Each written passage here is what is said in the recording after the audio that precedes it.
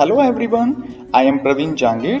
आज इस वीडियो में बेटा हम जो एडजेक्टिव्स के इम्पोर्टेंट रूल्स की जो सीरीज चल रही थी ना, उसका ये पार्ट 3 वाला वीडियो है। जैसा कि बेटा आपको पता है कि पिछले 2 वीडियो में मैंने आपको एडजेक्टिव्स के जो 9 इम्पोर्टेंट रूल्स थे वो आपको अच्छी तरह से समझाने की कोशिश की थी और आपने बेटा उन नियमों को अच्छी तरह से समझा भी था। अगर हम बात करें इस वीडियो की, तो बेटा इस वीडियो में हम रूल नंबर 10 से शुरू करेंगे, जो कि एडजेक्टिव्स के इंपॉर्टेंट रूल्स हुआ करते हैं। तो चलिए बेटा बिना किसी देरी के शुरू करते हैं। यदि हम रूल नंबर 10 की बात करें ना, तो बेटा रूल नंबर 10 हमें ये कहता है कि भाई वैसे तो हम क्या है सुपरलेटिव डिग्री से पहले द का प्रयोग तो करते हैं, लेकिन यदि हमें पैरेलल मतलब समांतर किसी भी चीज में वृद्धि या कमी को दर्शाना हो, मतलब इंक्रीज और डिक्रीज को दर्शाना हो, तो हम क्या करते हैं बेटा कंपैरेटिव डिग्री से पहले भी द का प्रयोग करते हैं। जैसे एग्जाम्पल में हम यहाँ पे देखें तो बेटा फर्स्ट एग्जाम्पल है the higher you go cooler you feel. तो बेटा यहाँ पे देखिए, आप जितनी ज्यादा ऊंचाई पर जाओगे आपको ठंड का एहसास उतना ही ज्यादा होगा। तो बेटा देखो, इसमें जितना ज्यादा आप ऊंचाई पर जाओगे उतना ही ज्यादा आपको ठंड का एहसास होगा। तो इसका मतलब क्या हुआ, यहाँ पर इंक्रीमेंट हो रहा है, इंक्रीज हो रहा है, और वो भी पैरेलल। जितना ज्यादा मतलब जाने का और ठंड के एहसास का, इन दोनों का बेटा पैरेलल इंक्रीमेंट हो रहा है, यानी कि साथ साथ ये बढ़ रहे हैं। तो ऐसी सिचुएशन में बेटा हम क्या करते हैं, ये जो हायर कंपैरेटिव डिग्री है इससे पहले बेटा हमने द का यूज किया है, लेकिन गलती यह भी कर दी हमने कि जो दूसरा कंपैरेटिव डिग्री था उससे पहले भी हमें द का यूज करना चाहिए था। तो जो सेंटेंस है वो कुछ इस तरह से है, the higher you go the cooler you feel. अगर हम सेकंड सेंटेंस की बात करें तो बेटा आप मुझे बताइएगा कि इस सेंटेंस में क्या गलती है, क्या वास्तव में ये सेंटेंस बिल्कुल सही है? इसका जवाब बेटा आप मुझे कमेंट बॉक्स में जरूर दीजिएगा। यदि हम रूल नंबर 11 की बात करें तो बेटा इसमें लिखा है कि वही बात जो रूल नंबर 10 में लिखी हुई थी कि द का प्रयोग हमेशा सुपरलेटिव डिग्री से पहले किया जाता है, लेकिन सेंटेंस में यदि ये लिखा हो ना, क्या लिखा हो, ऑफ द टू, तो बेटा ऐसी सिचुएशन में क्या होता है, कंपैरिजन करने के लिए हम कंपैरेटिव डिग्री से पहले द का प्रयोग जरूर करेंगे। ध्यान रखिएगा बेटा, सेंटेंस में हमेशा नाउन से पहले ऑफ द टू जरूर लिखा होगा। तो यदि हम एग्जाम्पल की बात करें तो इसमें लिखा हुआ है she is worse of the two sisters, कि भाई वो जो है वो 2 बहनों में सबसे बुरी है। तो बेटा यहाँ पे कंपैरिजन करने के लिए हमने वर्स का प्रयोग किया है जो कि कंपैरेटिव डिग्री है, लेकिन बेटा सेंटेंस में ऑफ द टू आ गया, इस वजह से बेटा इस कंपैरेटिव डिग्री से पहले हमें द का यूज जरूर करना होगा और सेंटेंस कुछ इस तरह से होगा, she is the worse of the two sisters. ठीक इसी तरह से यदि हम रूल नंबर 12 की बात करें तो देखो बेटा, हमेशा आपको ये पता होना चाहिए कि जो 2 इक्वल नाउन्स होते हैं ना, उनकी जो डिग्री होती है, मतलब जो 2 समान विशेषताएं होती हैं, उनके बीच में कंपैरिजन होता है।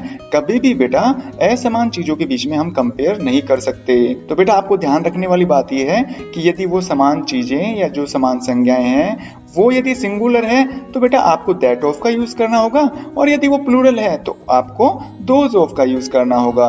बेटा मैं तो आपको यही कहना चाहता हूँ कि इस रूल को आप अच्छी तरह से समझिएगा, क्योंकि इस तरह के जो एग्जाम्पल्स हैं या इस तरह का जो रूल है काफी कॉम्पिटिटिव एग्जामिनेशंस में पूछा जा चुका है कई बार। तो देखिए बेटा, इस रूल को एग्जाम्पल के थ्रू समझने की कोशिश करते हैं। फर्स्ट एग्जाम्पल है the climate of village is better than city. तो बेटा देखो, यहाँ पर गांव के जो क्लाइमेट है उसके बारे में बात की जा रही है कि जो बेटर है ना भाई, अच्छा है, तो कौन है, गांव अच्छा है या फिर उसका क्लाइमेट? तो यहाँ पे बात हो रही है क्लाइमेट की। तो यहाँ पर अगर हम बात करें the climate of village is better than city, कि भाई गांव का जो वातावरण है, जो क्लाइमेट है, माहौल है, वो सिटी से अच्छा होता है। तो बेटा सिटी से अच्छा नहीं होता, सिटी के क्लाइमेट से अच्छा होता है।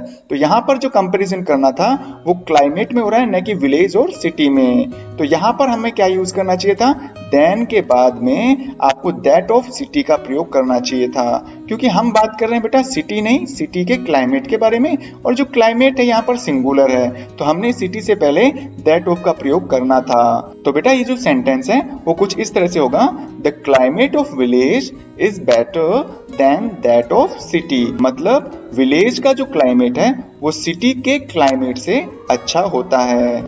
अगर हम बात करें सेकंड एग्जांपल की, तो यहाँ पे है बेटा the students of my class are more intelligent, कि जो मेरी क्लास के स्टूडेंट हैं वो ज्यादा विद्वान है than that of your class, आपकी क्लास के जो स्टूडेंट्स हैं ना उनसे ज्यादा इंटेलिजेंट मेरी क्लास के स्टूडेंट हैं। तो बेटा यहाँ पर सब कुछ सही है, लेकिन एक गलती ये कर दी हमने कि यहाँ पे दैट ऑफ का प्रयोग न होकर दोज ऑफ का प्रयोग होगा, क्योंकि बेटा देखो इस सेंटेंस में कंपैरिजन किन के बीच में हो रहा है, स्टूडेंट्स के बीच में। तो यहाँ पर जो शुरू में सब्जेक्ट के रूप में जो वर्ड आया है या जो नाउन आया है वो क्या है बेटा, प्लूरल है। तो प्लूरल के लिए हम दैट ऑफ का प्रयोग न करके दोज ऑफ का यूज करते हैं। तो सेंटेंस कुछ इस तरह से होगा, the students of my class are more intelligent than those of your class.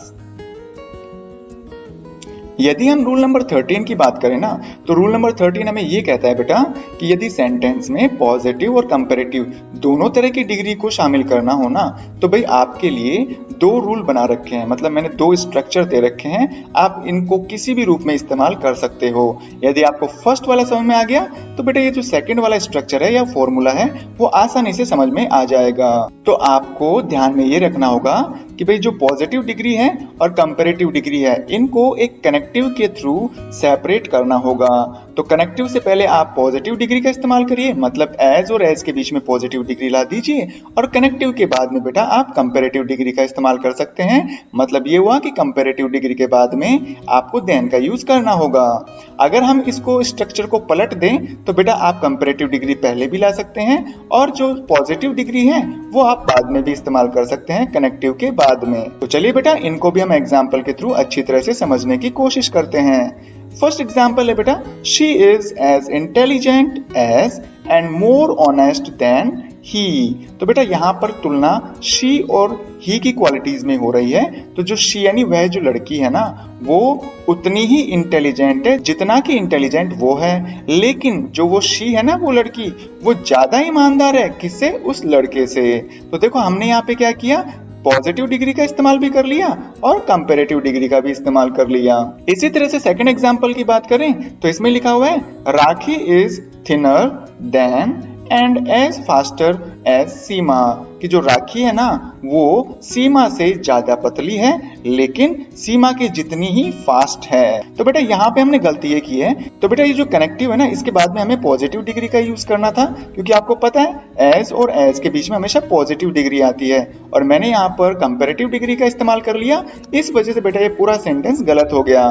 सही सेंटेंस कुछ इस तरह से होगा, Rakhi is thinner than and as fast as सीमा।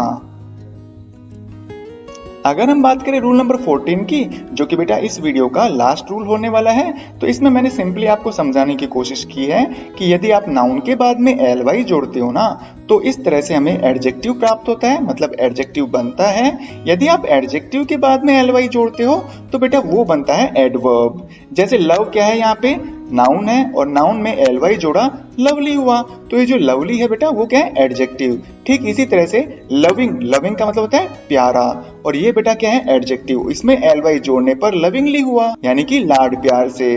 तो बेटा ये क्या बन गया, एडवर्ब बन गया। इसी तरह से फ्रेंड, नाउन में एलवाई जोड़ोगे फ्रेंडली तो एडजेक्टिव बन गया। स्लो, एडजेक्टिव में एलवाई जोड़ोगे तो स्लोली बेटा एडवर्ब बन गया। इसी तरह से गोड जो कि नाउन है उसमें एलवाई जोड़ोगे तो गोडली बनता है, मतलब एडजेक्टिव बन गया। और इस तरह से लाउड यानी जो एडजेक्टिव है उसमें एलवाई जोड़ोगे तो लाउडली बनेगा, जो कि एक एडवर्ब है। तो बेटा आपको एडजेक्टिव और एडवर्ब में थोड़ा डिफरेंस करना आना चाहिए। और वो किस तरह से कि देखो बेटा जो ये शब्द बनने वाले हैं ना इनके लास्ट में भी एलवाई है और इधर भी बेटा एलवाई का यूज हो रहा है। आपको करना क्या होगा कि जो एलवाई के अलावा जो वर्ड है उसको ध्यान से आपको अच्छी तरह से देखना होगा कि भाई जो ये वर्ड है, जो इसका मूल जो शब्द है वो नाउन है या एडजेक्टिव। तो देखिए इसको एग्जाम्पल के थ्रू समझने की कोशिश करते हैं। फर्स्ट एग्जाम्पल है बेटा, I saw many lovingly sites in Jaipur. तो आप अच्छी तरह से देखिए, ये सेंटेंस कहना तो ये चाह रहा है कि भाई मैंने जयपुर में बहुत ही प्यारे जो साइट है, दृश्य हैं वो देखे। लेकिन बेटा आप जरा सोचिए, साइट क्या है, नाउन है, और नाउन से पहले हम हमेशा किसका यूज करते हैं, एडजेक्टिव का। तो बेटा ये बताइए लविंगली क्या वास्तव में एडजेक्टिव है? नहीं है। क्यों नहीं है? क्योंकि बेटा ये जो लविंग है ना वो क्या है, लाड प्यार से। ये बेटा एडजेक्टिव को शो कर रहा है, और एडजेक्टिव में यदि हम एलवाई जोड़ दें तो बेटा वो एडवर्ब बनता है, न कि एडजेक्टिव। तो सही सेंटेंस इस तरह से होगा, I saw many lovely sites in Jaipur. तो उम्मीद है बेटा आपको रूल नंबर 10 से रूल नंबर 14 तक जो एडजेक्टिव्स के इंपॉर्टेंट रूल्स थे वो अच्छे तरह से में आ गए होंगे। यदि फिर भी कोई कंफ्यूजन है तो बेटा आप मुझे कमेंट करके अपना जो कंफ्यूजन है वो क्लियर कर सकते हैं। यदि वीडियो अच्छा लगा है तो बेटा इसे लाइक करिएगा, अपने फ्रेंड्स में इसको शेयर करना न भूलिए। यदि आप चाहते हैं इसी तरह के वीडियोस आपकी स्क्रीन पर रेगुलर आते रहें तो बेटा इसके लिए आप मेरा चैनल सब्सक्राइब कर सकते हैं। It's up to you. Thank you बेटा।